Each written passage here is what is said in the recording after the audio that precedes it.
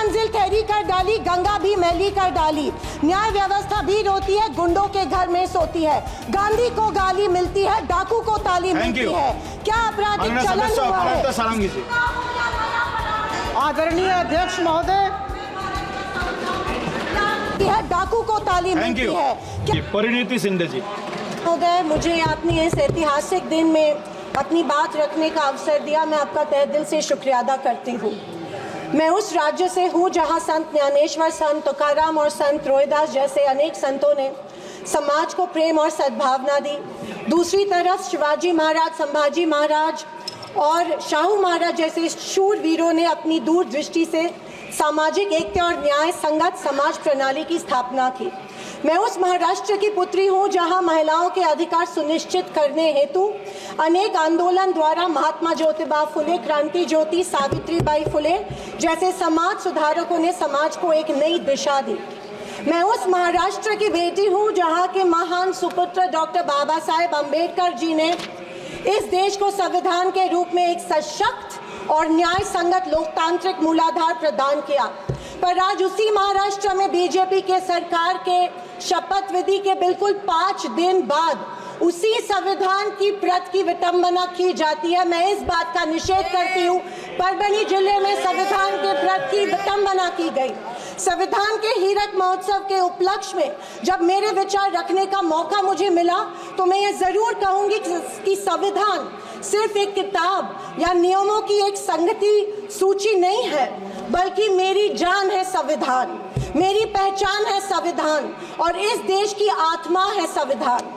दूसरी तरफ आजादी के 50 साल बाद तक अपने तिरंगे को और संविधान को न मानने वाले सत्ता पक्ष के लोग इस देश की उसी आत्मा को कमजोर और खोखला करने की साजिश कर रहे हैं। इसी शुरुआत उसी दिन हो गई जिस दिन धर्मनिरपेक्षता, सेक्युलरिज्म जो संविधान का एक मूलभूत आधार स्तंभ है, उसी को लेके गाली या एक कलंक में रूपांतरित करने का प्रयत्न सत्ताधारियों द्वारा होने लगा है।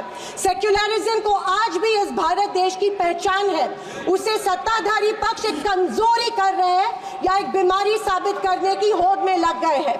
संविधान की किसी भी चर्चा या बहस को ये लोग सिर्फ इमरजेंसी पर ले जाते हैं, पर ये भूल जाते हैं कि स्वर्गीय इंदिरा गांधी जी, हमारी पहली महिला पंतप्रधान इंदिरा गांधी जी ने उस वक्त के हालातों के मद्देनजर वो संवैधानिक कदम उठाए थे और उस दौरान हुए गलतियों की माफी भी देश के जनता से मांगी थी। और इतना ही नहीं, उनके विरोधियों ने गठित की गई कमेटी ने उन पर लगे सारे इल्जामों से उन्हें बारी कर दिया था। मैं आज इस सदन में पूछना चाहती हूँ मोदी सरकार से, सॉरी 400 पार का नारा फेल होने के बाद एनडीए सरकार से पूछना चाहती हूँ, आप मणिपुर पर देश की जनता से माफी कब मांगोगे? आप किसान आंदोलन में शहीद हुए 700 से अधिक किसानों के परिवारों की माफी कब मांगोगे? नोटबंदी के चलते हजारों लोगों के परिवार और छोटे कारोबार बंद हुए, उसके लिए माफी कब मांगोगे? हाथरस के लिए, उन्नाव के लिए आप माफी कब मांगोगे? आए दिन महिलाओं पर हो रहे अत्याचारों के लिए माफी कब मांगोगे? जो बदलापुर में मासूम बच्चों के ऊपर मोलेस्टेशन हुआ, उसके लिए आप कब माफी मांगोगे? जेल में बैठकर अपराधी मर्डर प्लॉट्स गुजरात में सरकार उनको संरक्षण दे रही है, उसके लिए आप कब माफी मांगोगे? खैर, ये इनकी हिस्ट्री रही है या इनके डीएनए में है कि माफी सिर्फ खुद को बचाने के लिए अथॉरिटी में बैठे लोगों से मांगते हैं, आम जनता से ये माफी नहीं मांगते हैं।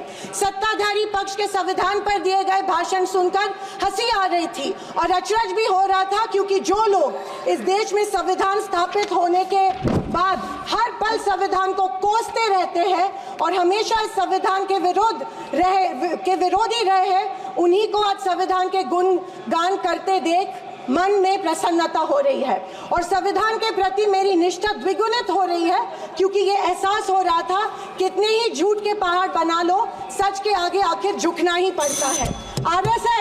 आरएसएस ने तिरंगा को माना नहीं था। उन्होंने कहा था कि 3 अंक अशुभ होता है, तो क्या ब्रह्मा विष्णु महेश अशुभ है?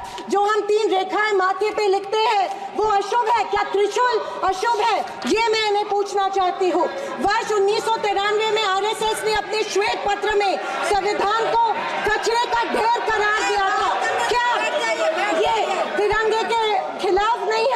तत्कालीन आरएसएस प्रमुख ने उस टाइम संविधान को बदलने की मांग की थी। धन्यवाद।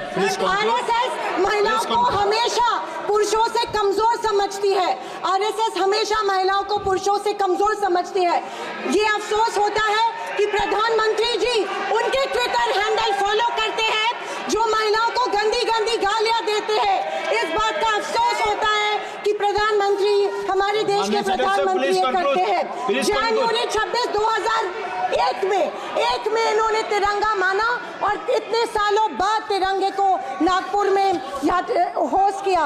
अध्यक्ष महोदय, मैं 2024 के लोकसभा इलेक्शन के बाद इन्हें एहसास हुआ कि संविधान को ज्यादा छेड़ेंगे तो सत्ता हाथ से निकल सकती है, इसीलिए अचानक संविधान के प्रति इनको प्यार उमड़ने लगा।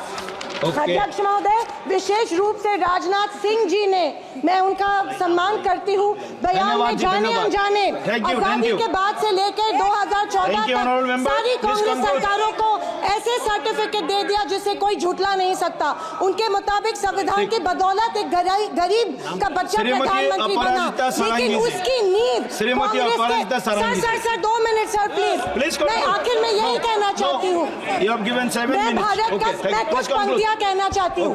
मैं भारत का संविधान हूँ, लाल किले से। अध्यक्ष महोदय, हिंदी की एक प्रसिद्ध कविता की कुछ पंक्तियों से। एक सेकंड, मैं भारत का संविधान हूँ, लाल किले से बोल रहा हूँ। मैंने तो समता सौंपी थी, तुमने फर्क व्यवस्था कर दी। मैंने न्याय व्यवस्था दी थी, तुमने नर्क व्यवस्था कर दी। आपराधिक चलन हुआ है। आदरणीय अध्यक्ष महोदय,